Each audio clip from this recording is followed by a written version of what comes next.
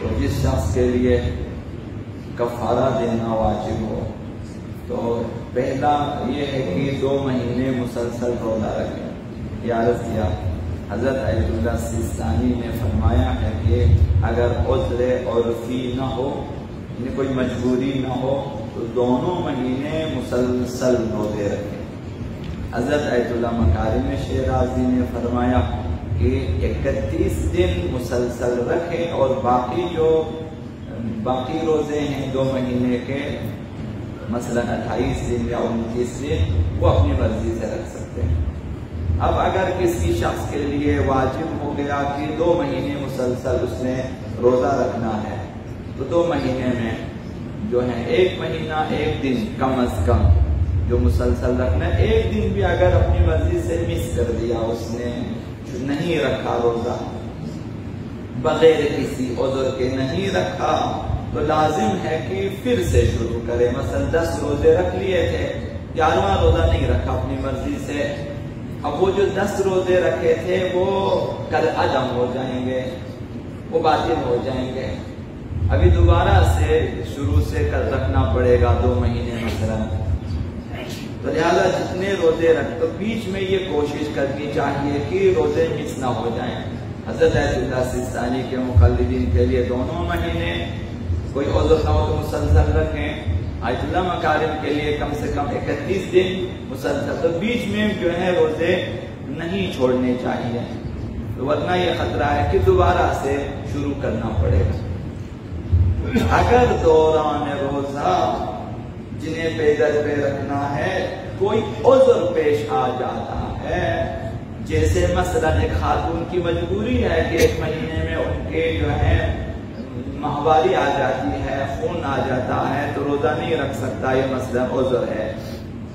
یا نفاس بچہ جن لیتا ہے، یا کہ انسان کو ایسا سفر پیش آ جاتا ہے جہاں جانا ضروری ہے، حفظ جان کے لیے، حفظ مال کے لیے، حفظ مثلا مجبوری ہے اسے، اور اس طرح مجبوری کی وجہ سے نہ رکھ سکیں، تو پھر وہ جتنے روزے رکھیں وہ خراب نہیں ہوں گے۔ جیسے ہی عذر برطرف ہو جائے بلا فاصلہ باقی روزوں کو رکھنا چاہیے۔ تو یہ فرق ہے بغیر عذر کے روزہ نہ رکھنے میں اور عذر کے ساتھ روزہ چھوڑنے میں، یہ فرق ہے کفارے کے روزوں کے سلسلے میں۔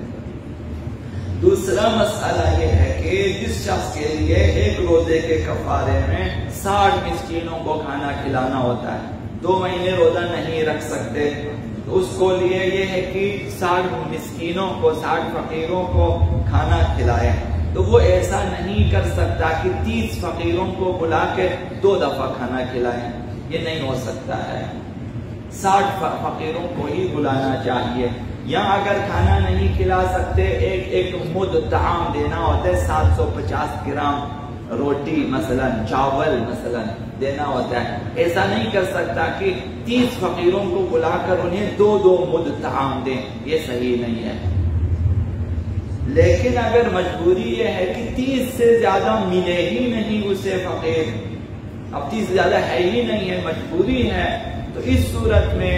ہر فقیر کو 2 بھی آپ دے سکتے ہیں، 2 مرتبہ کھانا دے دیں، 2 مد طعام دے دیں تاکہ 60 پورے کریں۔ اس صورت میں بھی واجب ہے کہ بعد میں اگر 30 اور فقیر، ان کے علاوہ 30 اور فقیر مل جائیں تو احتیاطاً انہیں بھی کھانا کھلائیں تاکہ وہ 60 پورے ہو جائیں۔ اللہم انا نسألک ونتوسل علیک باسمک العظیم الأعظم الأعز الجل الأكرم یا اللہ۔ اپنی حاجتوں کے لیے، ملتمسین دعا کے حوائج کے لیے، مریضوں کی